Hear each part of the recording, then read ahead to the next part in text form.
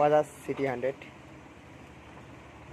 আমার কাছে একটা এসছে গাড়িটা দূর থেকে। গাড়িটা কী হচ্ছিল, গাড়িটা আমাদের এখানে জল উঠে গিয়েছে, তার কারণে গাড়িটার জলের ভেতর দিয়ে যেতে হয় বলে দুটো চাকা দুটোই জাম হয়ে গেছে। প্লাস আমরা পাইপটা ছাড়া করে দিলাম, দেখতে পাচ্ছ সাইলেন্সারের পিছনে। কি হবে তাহলে, আর সাইলেন্সার ডুবে গেলেও গাড়ি বন্ধ হবে না, ওর জন্য পাইপটা লাগানো। অতটা ইচ্ছে করে আমরা একটা পাইপ লাগিয়ে দিয়েছি।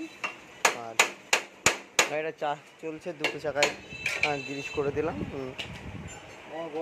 গাড়িটার বন্ধ হবে না, জলের উপর দিয়ে গাড়িটা গেলেও বন্ধ হবে না, প্রপারলি চালাতে পারবে। ঠিক আছে, ওই কারণে মাঝে মাঝে সপ্তাহ 2 সপ্তাহ 4 সপ্তাহ পরে 3 সপ্তাহ পরে গাড়িটা দুটো চাকা গ্রিসিং করে নিয়ে যাচ্ছে। তারপরে গাড়িটা স্মুথলি চলবে আর কি।